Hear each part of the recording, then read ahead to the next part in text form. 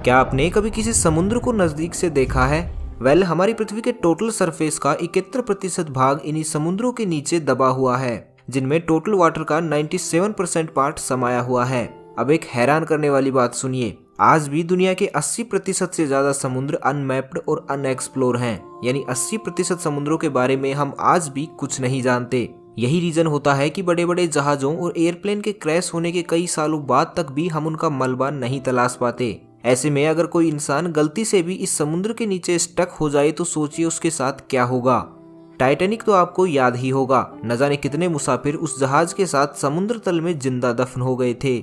आज भी 1100 से ज्यादा लोगों के अवशेष उसी जहाज के साथ समुद्र के सीने में दफन हैं। लेकिन कुछ लोग इतने साहसी होते हैं जो ऐसी सिचुएशन में भी जीने की उम्मीद नहीं छोड़ते।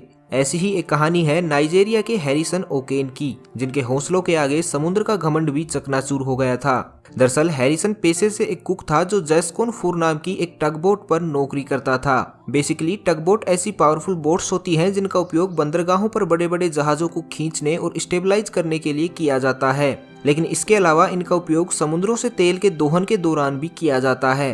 दरअसल अटलांटिक ओशन की गुल्फ ऑफ गिनी में पेट्रोलियम और अन्य खनिज पदार्थों के प्रचुर भंडार पाए जाते हैं, इसलिए यहाँ तेल को निकालने का काम बड़े बड़े जहाजों के द्वारा किया जाता है, जिन्हें स्टेबिलिटी प्रदान करने के लिए इन टगबोट्स का इस्तेमाल किया जाता है।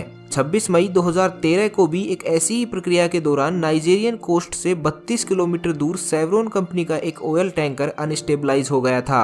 इसलिए इसे स्टेबलाइज करने के लिए जैस्कोन 4 बोट के साथ 2 और बोट्स को भेजा गया। लेकिन जब ये नाव उस टैंकर को रस्सियों की सहायता से बांधकर स्टेबलाइज करने का प्रयास कर रही थी तो तभी अचानक समुद्र में ऊंची ऊंची लहरें उठने लगी, जिसके कारण टगबोट के नाविकों ने अपनी फुल पावर का यूज कर ऑयल टैंकर को सीधा करना चाहा। लेकिन उनकी इस खींचातान के कारण जैस्कोन 4 बोट से बंधी रस्सी अचानक एक झटके के साथ टूट गई, जिसके कारण जैस्कोन 4 बोट उलट गई और तेजी से समुद्र में डूबने लगी। इस टाइम इस बोट में 12 लोग सवार थे, जिसमें से अधिकतर ने अपने आप को कैबिन के अंदर लॉक कर रखा था, क्योंकि उस इलाके में समुद्री लुटेरों के दबदबे के चलते उन्हें आगे से ये स्पष्ट आदेश प्राप्त था कि इस इलाके में सुरक्षा की दृष्टि से वे अपने आप को कैबिन के अंदर लॉक करके रखेंगे।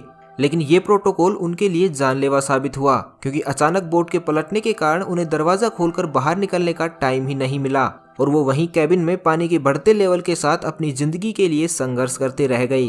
वहीं दूसरी तरफ जब बोट पानी में डूब रही थी तो लकीली हैरिसन ओकेन उस वक्त अपने कैबिन को छोड़कर बाथरूम में आ गए थे।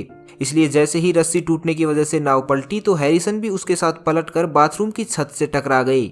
यहाँ हैरिसन कुछ समझ पाते उससे पहले ही पूरे बाथरूम में पानी भर चुका था। हैरिसन अपने आप को किसी तरह संभालते हुए सीधा दरवाजे के पास पहुंचे और अपनी पूरी ताकत से बाथरूम के दरवाजे को खोलने का प्रयास करने लगे, जो अब पानी की वजह से पूरी तरह टाइटली लॉक हो चुका था। सौभाग्यवश हैरिसन किसी तरह इस दरवाजे को खोलकर दूसरे बाथरूम तक जाने में सफल रहे, जहां अभी भी सांस लेने के लिए कुछ खाली जगह बची हुई थी। अगले कुछ सेकंडों तक हैरिसन ने खुद को इसी बाथरूम में लगे एक नल के सहारे वाटर लेवल से ऊपर लटकाए रखा, लेकिन तभी उनकी नाव 100 फीट की गहराई में जाकर समुद्र तल से टकरा गई, जिसके कारण अब इस बाथरूम में भी पानी का लेवल धीरे धीरे बढ़ने लगा।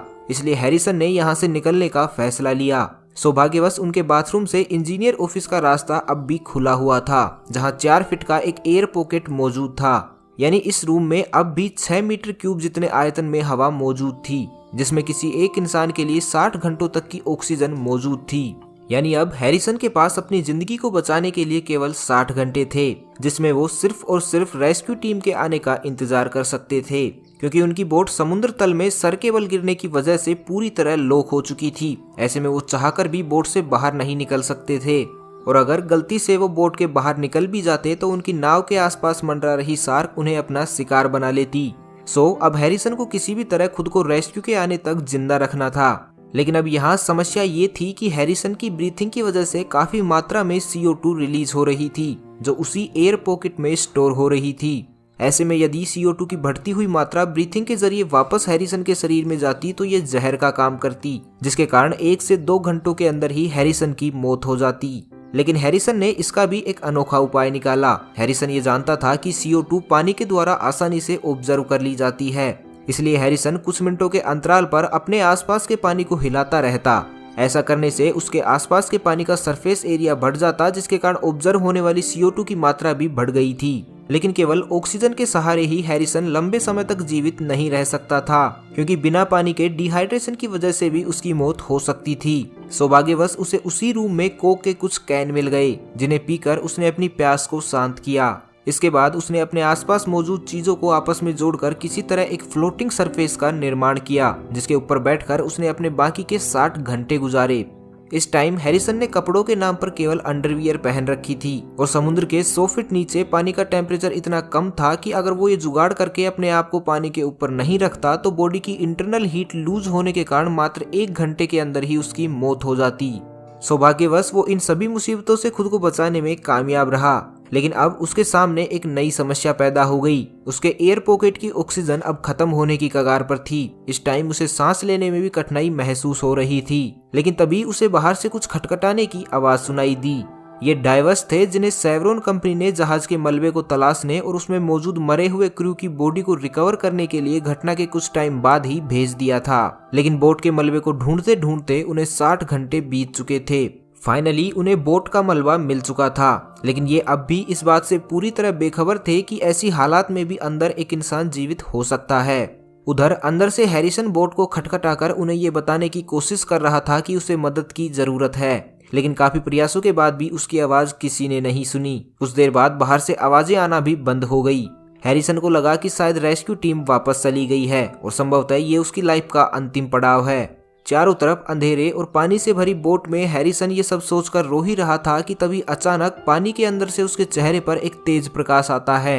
ये एक डाइवर्स की टॉर्च थी जो मृतकों को तलाशते हुए बोट के अंदर आ गया था, लेकिन अभी भी वो डाइवर हैरिसन को नहीं देख पाया, इसलिए वो वापस मुड़कर बोट से बाहर जाने लगा।